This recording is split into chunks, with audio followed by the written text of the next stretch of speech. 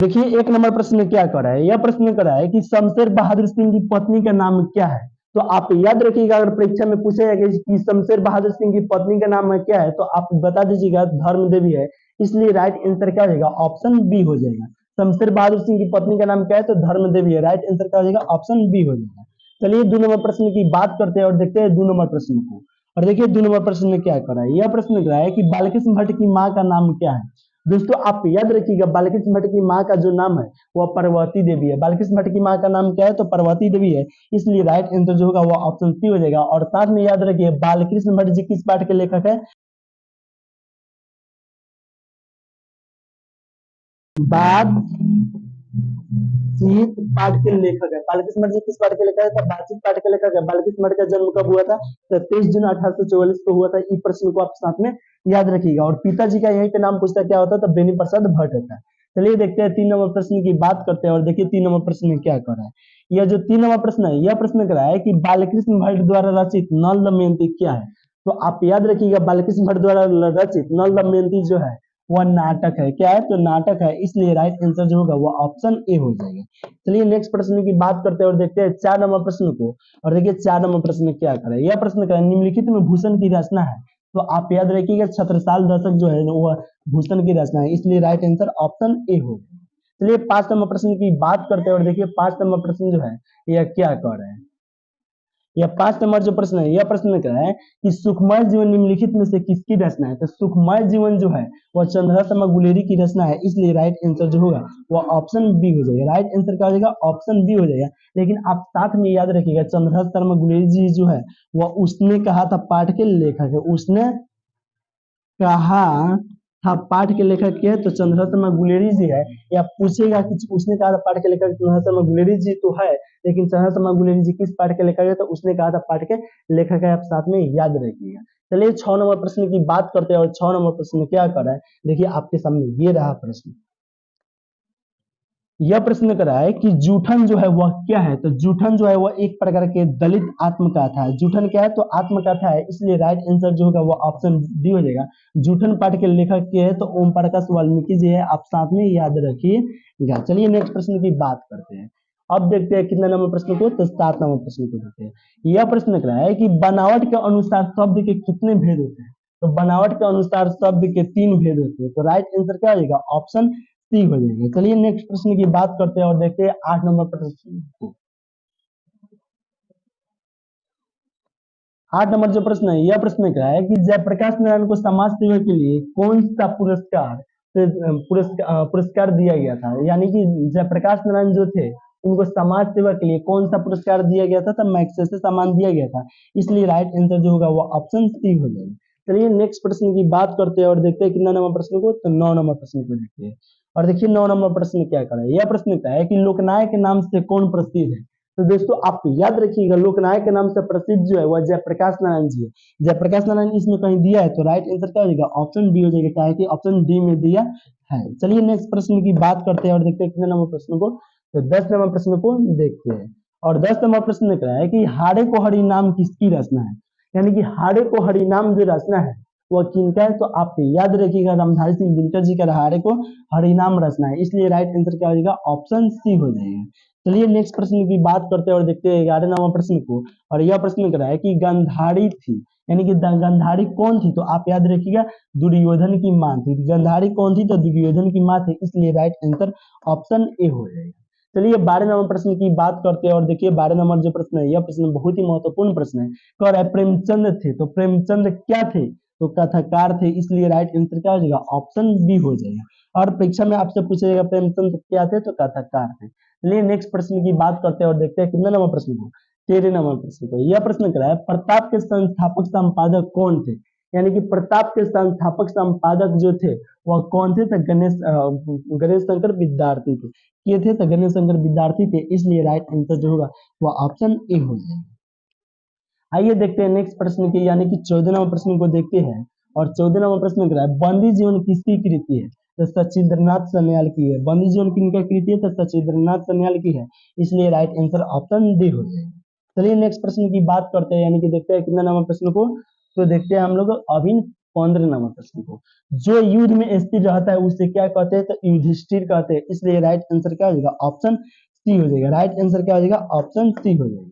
चलिए 16 नंबर प्रश्न की बात करते हैं, और 16 नंबर प्रश्न में क्या कर रहा है, यह आपके सामने ये रहा। 16 नंबर प्रश्न क्या है कि मतवाला पत्रिका कहाँ से निकलती है, तो कोलकाता से मतवाला पत्रिका निकलती है, लेकिन कोलकाता कहीं दिया रहेगा तो आप मार दीजिएगा, कानपुर दिया है, वाराणसी है, यहाँ पे दिया है। राइट आंसर क्या आएगा, ऑप्शन डी हो जाएगा। चलिए नेक्स्ट प्रश्न की बात करते हैं और देखते हैं कितना नंबर प्रश्न को, 17 नंबर प्रश्न को देखते हैं। 17 नंबर प्रश्न क्या कर रहा है, यह प्रश्न उत्तर प्रियदर्शी क्या है, यानी कि उत्तर प्रियदर्शी जो है वह क्या है, तो आप याद रखिएगा उत्तर प्रियदर्शी जो है वह एक प्रकार के नाटक है, इसलिए राइट आंसर जो होगा वह ऑप्शन ए हो जाएगा। चलिए नेक्स्ट प्रश्न की बात करते हैं और देखते हैं 18 नंबर प्रश्न को, और 18 नंबर प्रश्न देखिए क्या कर रहा है। यह प्रश्न कर रहा है कि अज्ञा जी की माँ का नाम क्या है, यानी कि अज्ञा जी का जो माँ है उनका नाम क्या है, तो अज्ञा जी की माँ का नाम दमयंती देवी है, इसलिए राइट आंसर ऑप्शन बी हो जाएगा। और मनरूप देवी जो है वो रामधारी सिंह दिनकर जी की माँ का नाम है, आप साथ में याद रखिएगा। चलिए 19 नंबर प्रश्न की बात करते हैं। यह प्रश्न क्या है, साहित्य की विश्लेषण होगा, साहित्य का विश्लेषण क्या होगा, साहित्यिक होगा, इसलिए राइट आंसर जो होगा वो ऑप्शन बी हो जाएगा। चलिए नेक्स्ट प्रश्न की बात करते हैं और देखते हैं कितना नंबर प्रश्न को, तो देखते हैं 20 नंबर प्रश्न को। यह प्रश्न क्या है, शिव का विश्लेषण क्या होता है, तो शैव होता है, शिव का विश्लेषण क्या होता है, तो शैव होता है, इसलिए राइट आंसर जो होगा वो ऑप्शन ए हो जाएगा। चलिए 21 नंबर प्रश्न की बात करते हैं और देखिए 21 नंबर प्रश्न में क्या कह रहा है कारक के कितने भेद होते हैं, तो कारक के 8 भेद होते हैं, कारक के कितने भेद होते हैं, तो 8 भेद होते हैं, इसलिए राइट आंसर क्या हो जाएगा, ऑप्शन डी हो जाएगा। चलिए 22 नंबर प्रश्न की बात करते हैं। 22 नंबर प्रश्न कर रहे हैं, हलवाइन शब्द का स्त्रीलिंग रूप क्या होगा, तो हलवाइन होगा, इसलिए राइट आंसर क्या हो जाएगा, ऑप्शन डी हो जाएगा। चलिए नेक्स्ट प्रश्न की बात करते हैं। देखिए इस सब प्रश्न आपके लिए परीक्षा के लिए बहुत ही महत्वपूर्ण है, इस सब प्रश्न को अच्छे से याद रखिए।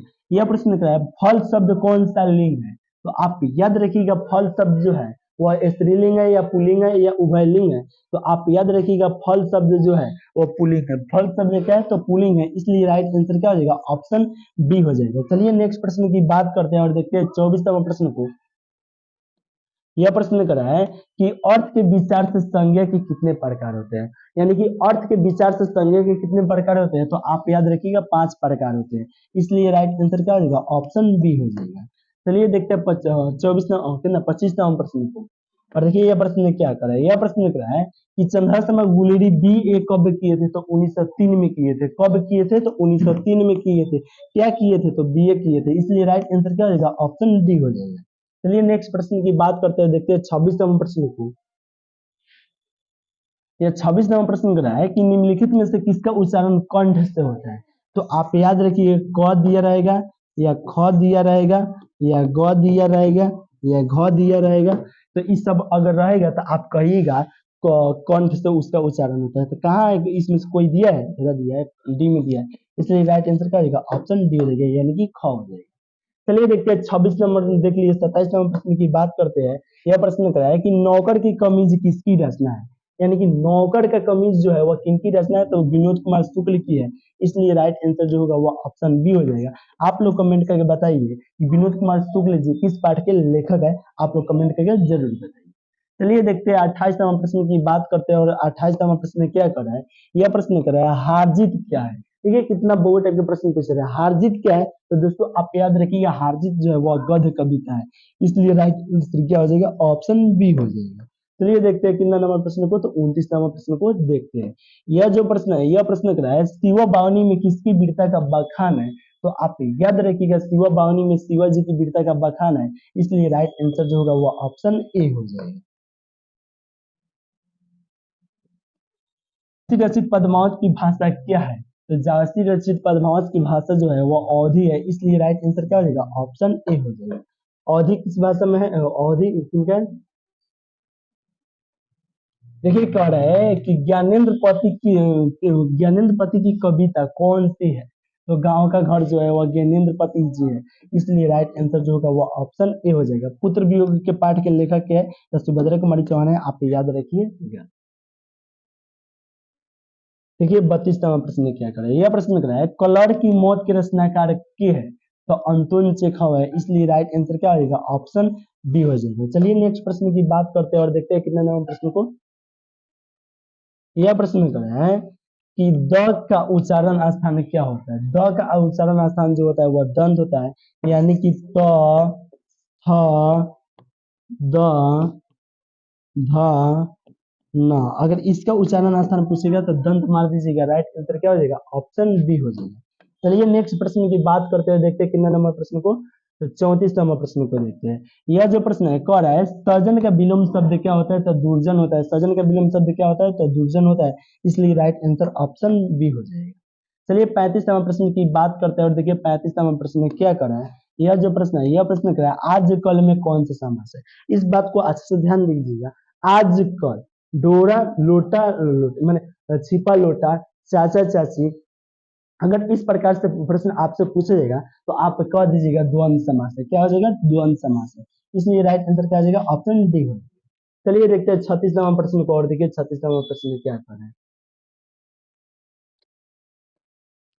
36 नंबर प्रश्न कर रहा है कि कामचोर में कौन सा समास है, तो काम से चोर, काम से चोर तत्पुरुष हो जाएगा, राइट आंसर क्या हो जाएगा, ऑप्शन ए हो जाएगा। चलिए नेक्स्ट प्रश्न की बात करते हैं और देखते हैं कितना नंबर प्रश्न को।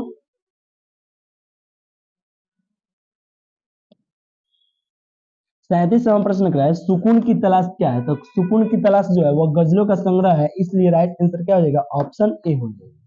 चलिए देखते हैं 38 नंबर प्रश्न को और देखिए 38 नंबर प्रश्न में क्या कर रहा है। यह जो 38 नंबर प्रश्न है, यह प्रश्न कर रहा है किसका जादू टूटता है। किसका जादू टूटता है, तो उषा का जादू टूटता है क्या। आप याद रखिएगा, तो अगर आपसे पूछा जाएगा कि किसका जादू टूटता है तो आप बता दीजिएगा उषा का जादू टूटता है, इसलिए राइट आंसर क्या हो जाएगा, ऑप्शन ए हो जाएगा। देखिए 39 नंबर प्रश्न जो है कह रहा है प्रेमचंद के प्रेम के पीर के कवि किए तो मलिक मोहम्मद जायसी जी। प्रेम के पीर के कवि किया तो मलिक मोहम्मद जायसी जी। मलिक मोहम्मद जायसी जी किस पाठ के लेखक है, तो कड़बक पाठ के, कड़बक पाठ के कड़बक कड़बक सॉरी गलत है, कड़बक पाठ के लेखक है तो मलिक मोहम्मद जायसी जी। आप इस प्रश्न को भी साथ में याद रखिएगा, राइट आंसर इसका क्या होता है, ऑप्शन डी होगा। देखिए 40 नंबर प्रश्न करा है एक लेख और एक पत्र पाठ शीर्षक क्या है, तो आप याद रखिएगा ऐतिहासिक पत्र है, इसलिए राइट आंसर जो होगा वो ऑप्शन डी हो जाएगा। चलिए नेक्स्ट प्रश्न की बात करते हैं। इस वीडियो का लास्ट आपकी प्रश्न आ रहा है और देखिए इस वीडियो का लास्ट प्रश्न है, अभी तक आप व्हाट्सएप ग्रुप में नहीं जुड़े हैं तो इस नंबर पर आप मैसेज करके व्हाट्सएप ग्रुप में जुड़ जाइएगा और कमेंट वर्क है, यानी कि कमेंट करके आपको बताना है कि इसका आंसर क्या हो जाएगा। यह प्रश्न करा है कि चंद्रशेखर गुलेरी बी ए कब किए थे, 1980 में किए थे या 1901 में या 1902 में, 1903 में। तो आप लोग कमेंट करके बताइए। इस वीडियो को यहीं पे समाप्त करेंगे। आपको बाकी वीडियो कैसे लगा आप लोग कमेंट करके बताइए और कोई भी राय सलाह लेना है तो इस नंबर पर आप मैसेज कीजिए, बिल्कुल फ्री में आपको पीडीएफ मिलेगा, तो आप जरूर मैसेज कीजिएगा। चलिए दोस्तों इस वीडियो को यहीं पे समाप्त करते हैं।